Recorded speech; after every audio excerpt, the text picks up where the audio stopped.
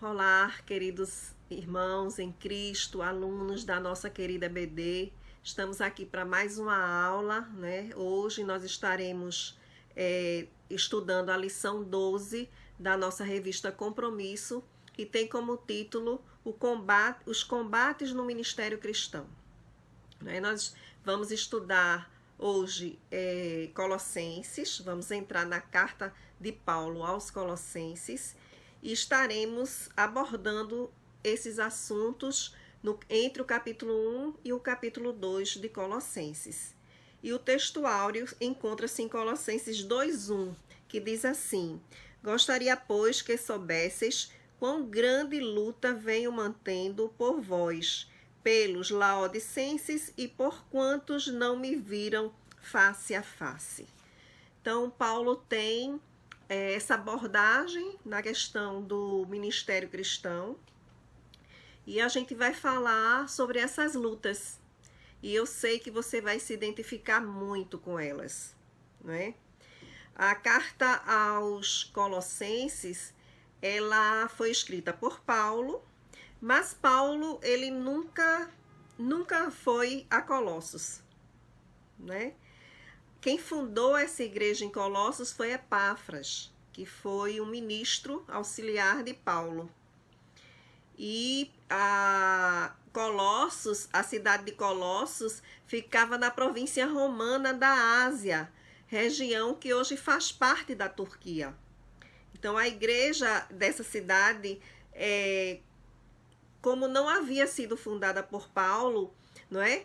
E sim por Epáfras,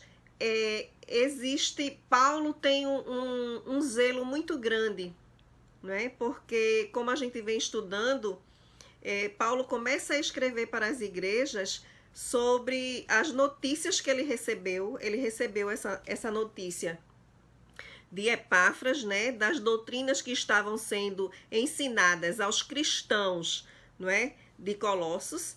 Então resolveu escrever essa carta no objetivo de combater a falsa doutrina que surgia, né, anunciando o cuidado, né, que ninguém venha entregar como filosofias vãs sutilezas. Então Paulo começa a abordar isso aí, que os crentes colossenses, eles deveriam ter cuidado, porque o que se colocava é que, além de Jesus Cristo, ainda teria que precisar praticar mais coisas para poder ser salvos. Então, isso era muito perigoso, não é?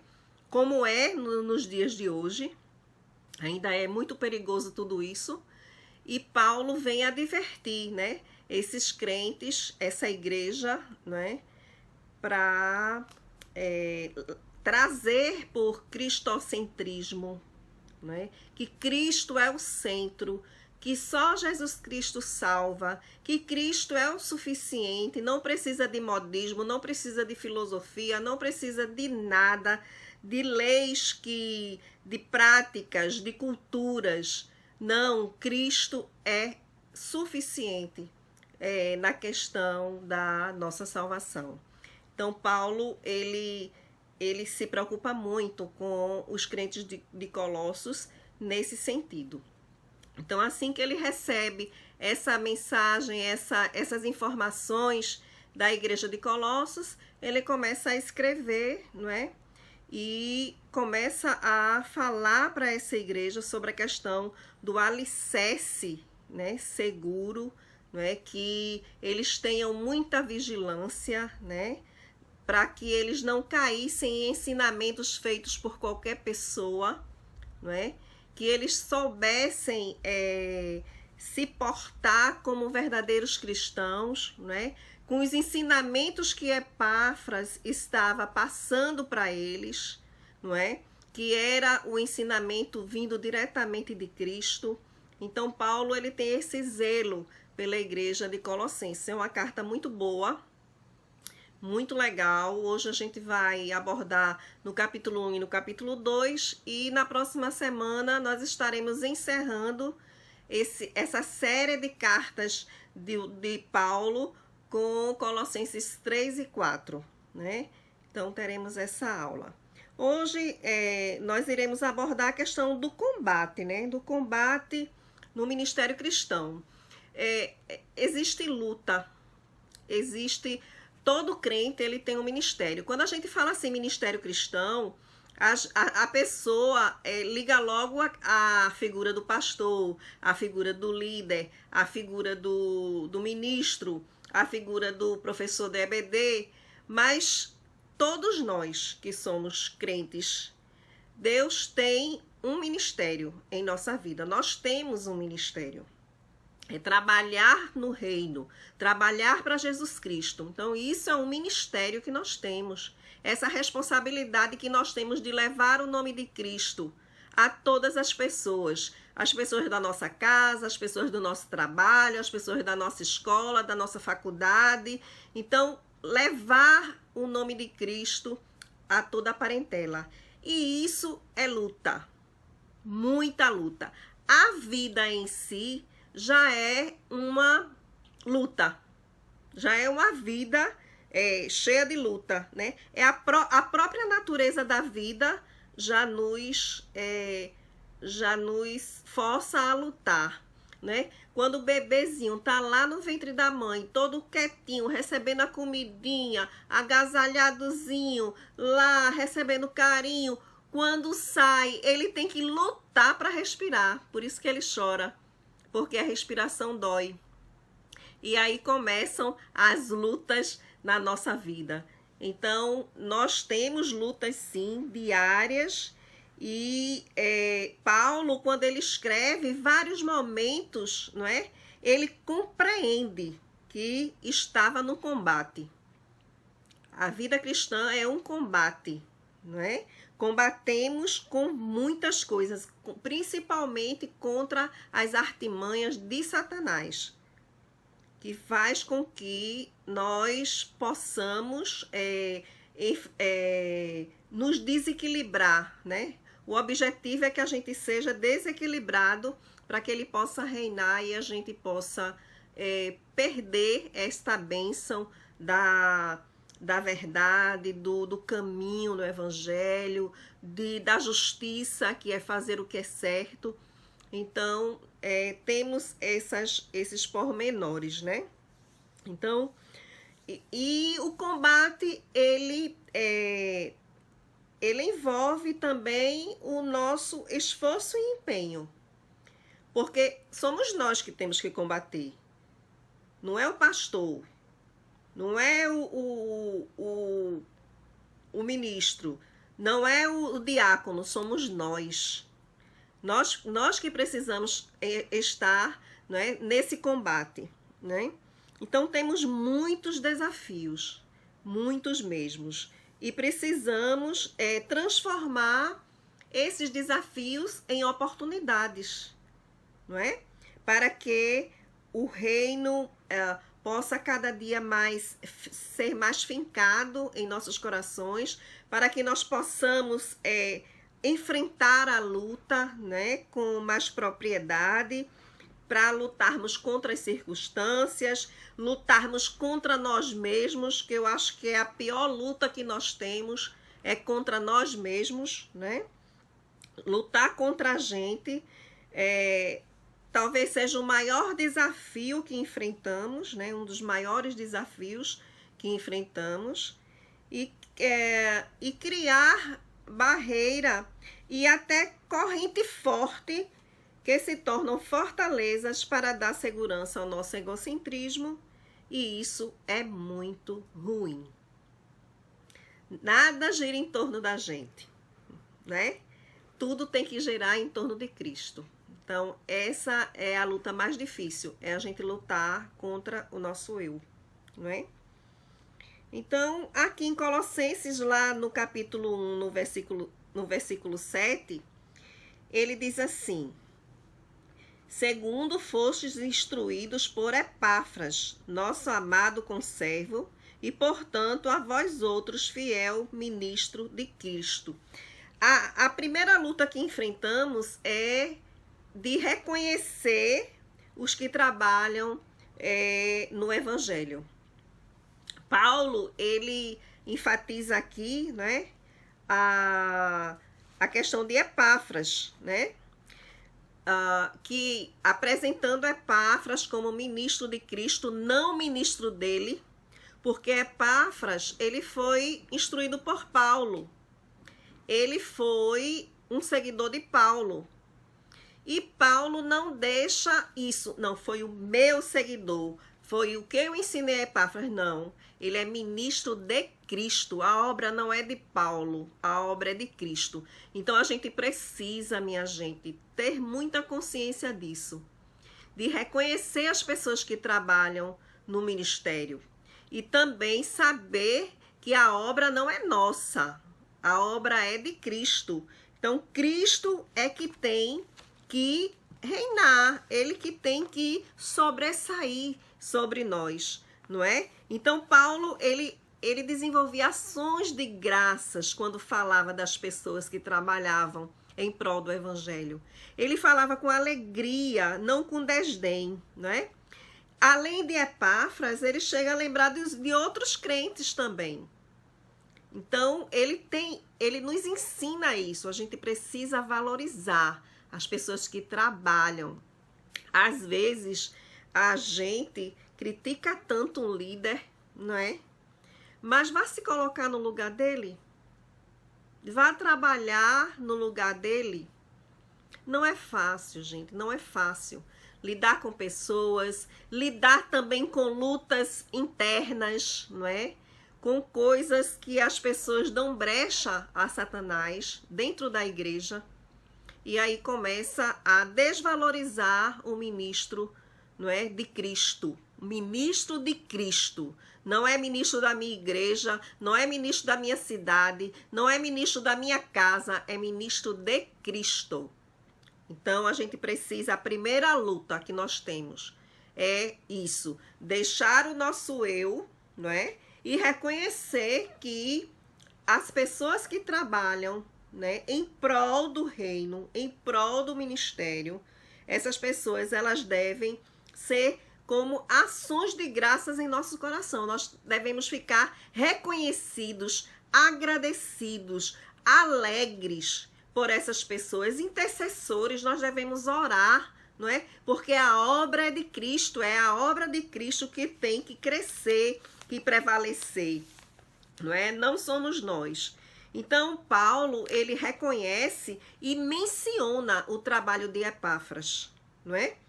Então, é muito importante isso, que nós tenhamos isso em mente, não é? E então, Paulo, ele se refere a esse líder como sendo amado conservo, não é? Ele estava perto, junto de Paulo, né? Era o fiel ministro de Cristo. E esse reconhecimento é muito importante, né? Para que nós tenhamos como lição na nossa vida, reconhecer o ministro de Cristo. No capítulo 1, no versículo 10, diz assim: a fim de viverdes de modo digno do Senhor, para o seu inteiro agrado, frutificando em toda a obra e crescendo no pleno conhecimento de Deus, não é? Então precisamos lutar, né, e saber incentivar, né, os líderes a estarem em torno de Cristo e não em torno de nós mesmos, né? Então, não conquistamos pessoas para nós mesmos. O trabalho do líder do ministério cristão não é agregar pessoas e seguidores para si mesmo. O nosso trabalho deve ser de tal maneira que os crentes possam viver para Cristo, né? Em torno de Jesus, não em torno de nós. Eu acho muito interessante que a gente vê tanto exemplo mal de liderança, não é? Por aí, né? De pessoas que querem se promover, né? Por conta de uma posição e querem se promover. Eu tô falando, gente, da igreja, viu? Não tô falando do mundo, não. No mundo nem se fala. mas eu estou falando da igreja. Então, nós vivemos esses tempos difíceis. Achamos que, às vezes, muitos líderes acham que o ministério giram em torno deles, em torno de nós mesmos, né? E criamos um satélite, né? Achando que somos o Sol. Somos o centro das atenções. Então, a gente precisa ter cuidado disso, não é? Então, é Cristo. Isso é muito perigoso na questão do relacionamento de discipulado, que não dê autonomia espiritual ao crente. Então, precisamos ter cuidado, né? Para que nada gire em torno de nós. Tem que girar em torno de Cristo. Amém? Lá em Colossenses 1, versículo 17, que eu estou seguindo o roteirinho aqui da nossa revista, e vem dizendo o seguinte: ele é antes de todas as coisas, nele tudo subsiste. Olha o que eu acabei de falar, né? É um complemento, né? Então, nós devemos viver a proeminência de Jesus em nossa liderança, não a nossa. E sim, Jesus, ele deve estar na frente. Ele deve estar no topo da nossa liderança. Não o nosso eu, não a nossa capacidade, que nós não somos capazes de nada. Porque a Bíblia diz: sem mim nada podeis fazer. Então nós devemos reconhecer isso, não é? Que o ministério cristão, ele tem que ser um exemplo do ministério de João Batista. O que foi que João Batista disse? Importa que ele cresça e que eu diminua, não é? Então, isso é que devemos ter em nossa mente, em nossa vida, arraigado nos nossos preceitos cristãos, que Cristo é que deve ser o centro, a proeminência, o topo do nosso ministério.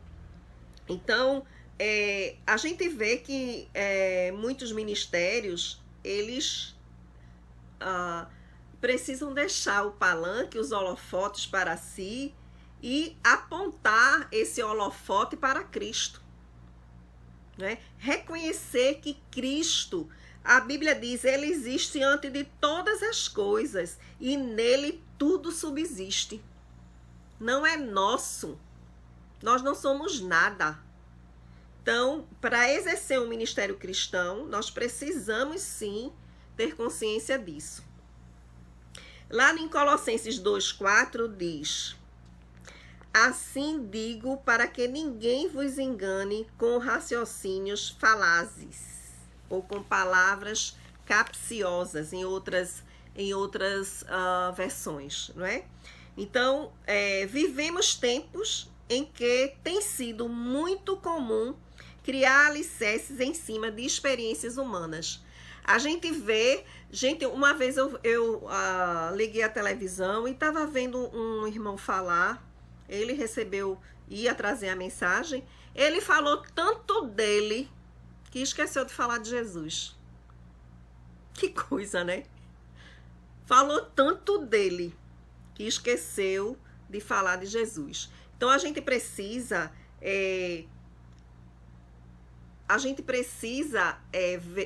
ver que, claro, a nossa experiência pessoal é muito importante. Eu gosto muito de testemunho, de pregações com testemunho. Eu gosto, porque a pessoa vivenciou. Então, isso é uma bênção, isso vai enriquecer, vai elevar mais, vai alimentar mais a minha fé. Mas o principal de tudo é a palavra de Deus. Se o meu testemunho não está em acordo com a palavra, não está dentro dos ensinamentos da palavra, se o meu testemunho eu não estou praticando o que a palavra diz, então isso daí não é testemunho. Então, não tem firmeza. A única coisa que dá consistência é a palavra de Deus. E tem muita gente se enganando, gostando, aplaudindo esses testemunhos sem a palavra de Deus. Então, isso é muito perigoso para nós que somos crentes e precisamos vigiar. Lá em Colossenses 2,20 diz assim: visto que morreste com Cristo para os espíritos elementares do mundo, porque vos sujeitais ainda os mandamentos como se vivessem no mundo. Então, se a gente, né, se a gente morreu para o mundo, por que a gente vai adotar o padrão do mundo, né? Então, criamos ou desenvolvemos muitas vezes um padrão de fé e vida cristão influenciado pelo mundo, né? Há muito tempo o cristianismo luta contra uma roupagem de vida cristã que não está explicitada na palavra em si e sim em nossos hábitos e costumes, não é? Então Paulo diz que já morremos em Cristo para os rudimentos do mundo. Os rudimentos do mundo são os nossos hábitos, são costumes, né? Que trazem algumas vezes uma roupagem religiosa, mas não dignificam a obra salvífica de Cristo. Era exatamente o que os crentes de Colossenses estavam passando. Eles estavam passando por falsas doutrinas, estavam passando por usos e costumes, né? Estavam elevando a filosofia, não é? Como confundindo, né, a obra salvífica de Cristo com vãs filosofias. Então isso é muito perigoso. E a igreja de Colossos, ela estava sendo massacrada, ela estava sendo influenciada, né, pelas ideias humanas e religiosas que enfraquecem a eficácia de Jesus. É assim, como se só Cristo não fosse eficaz. Precisaria de mais alguma coisa. E isso é muito perigoso. E é mentira. Porque Cristo satisfaz. Só Jesus salva. Não precisamos de mais nada. Só Cristo em nossas vidas. Não é? Então, queriam que os crentes professassem a fé, mas que colocassem o paganismo e o legalismo como ingredientes da vida cristã, né? Paganismo a gente entende como religiões com muitos deuses, vários deuses, né? A Bíblia fala muito em paganismo em relação a isso. Então, Paulo adverte, né? Paulo adverte, diz aos crentes que não estejam sujeitos a julgamentos baseados em rudimentos de homens, como comer, beber, festas, astrologia, que era uma coisa muito arraigada naquela época, ou até mesmo pela lei e cultos a anjos, que estavam sendo praticados ali em Colossos. Então, é uma coisa muito perigosa. E eu vejo uma coisa muito atual também para os nossos dias hoje, né? Então, as doutrinas dos homens, elas são perigosas, perversas para o cristianismo, ainda que travestidas de boas ideias, né? E necessárias, muitas vezes. Então, a doutrina dos homens nós chamamos de rudimentos, né, do mundo, e fundamentam-se em proibições motivadas pelo exterior e não pela conscientização do coração. Que é que adianta você colocar uma roupagem cristã e no seu coração você ser perverso, mau, você ser mentiroso, você ser pernicioso?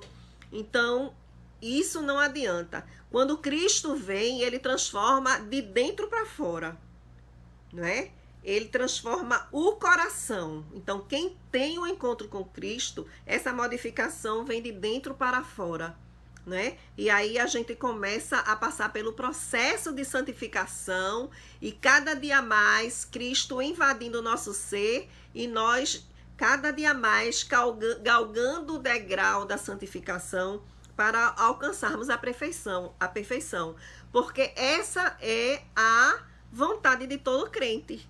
É o alvo.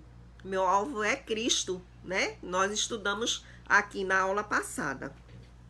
Então, é muito perigoso essa questão da exteriorização, né? Então, Jesus, ele consolida a nossa vida na palavra da cruz, no sacrifício que ele fez. Né? Isso é que é importante, isso é que devemos crer, que devemos seguir. Né? E para concluir, mais do que nunca nós precisamos lutar. Precisamos entender que o ministério cristão é um combate. Temos que lutar contra nós mesmos para que venhamos a desenvolver o nosso trabalho pautado na palavra do Senhor.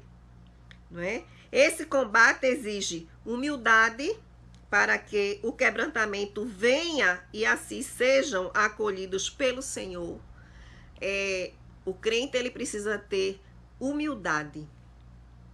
Ele precisa ser manso. Ele precisa ser sábio. Não é? Precisa ter humildade. E isso dignifica Deus. Deus se agrada com isso, não é? E aí a gente começa a combater as lutas. Então, comece hoje a combater esse seu ministério, né?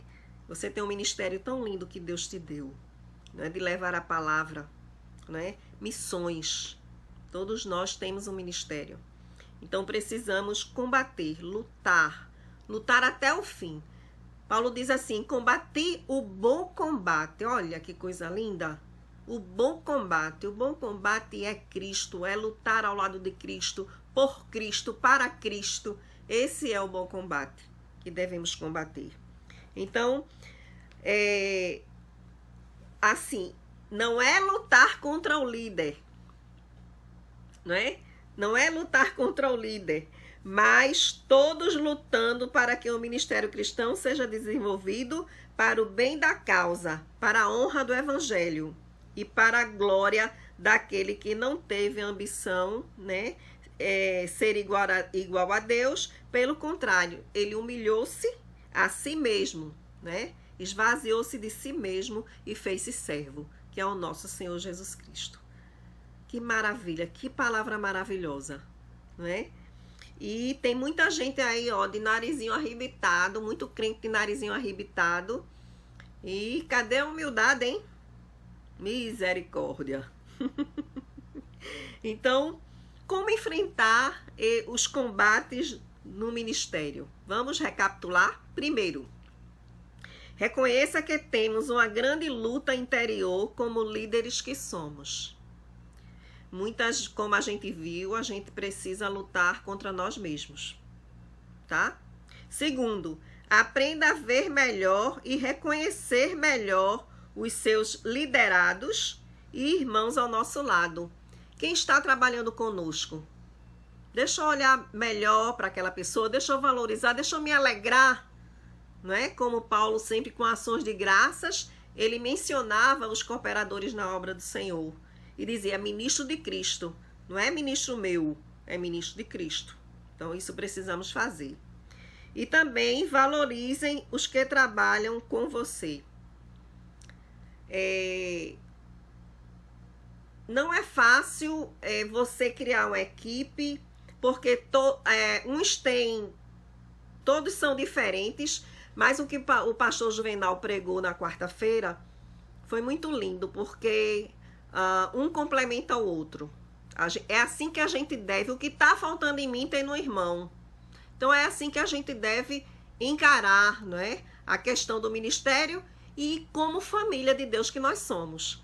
Então precisamos sim valorizar as pessoas que trabalham conosco. Mesmo que aquela pessoa não faça o que você deseja, do jeitinho que você quer. Mas você precisa valorizar, precisa amar, precisa ensinar com a palavra de Deus, viu? Precisa ensinar dentro da palavra, para poder a equipe toda trabalhar harmonicamente, e aí só quem ganha é o reino de Deus, só quem ganha é Cristo. E quando Cristo ganha, nós ganhamos também, né? Porque nós somos ministros de Cristo. Então, muito boa a aula hoje, muito prazer de estar aqui com vocês mais uma vez, né? E estaremos juntos domingo, se Deus quiser. A próxima lição, a última lição, diz assim: buscai as coisas que são de Deus. E esta lição nós estaremos estudando Colossenses 3 e 4, e o texto áureo está em Colossenses 3:1, né? Para o próximo domingo. Então, que o Senhor nos abençoe, que o Senhor nos guarde, e precisamos orar, né? Vamos orar? Deus, nós te louvamos, te agradecemos, Senhor, por tudo. Te louvamos, Senhor, porque nós temos aprendido, Senhor, como sermos servos, como sermos cidadãos de Cristo, do céu, como sermos ministros, Senhor, ministros de Cristo.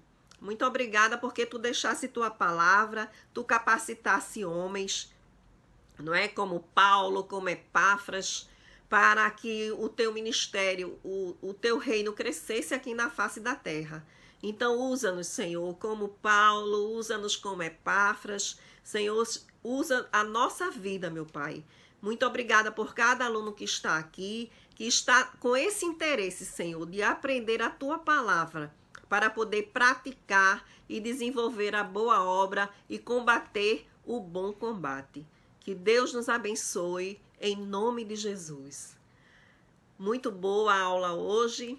Estaremos juntos, se Deus quiser, na próxima aula. Um abraço e fiquem na paz.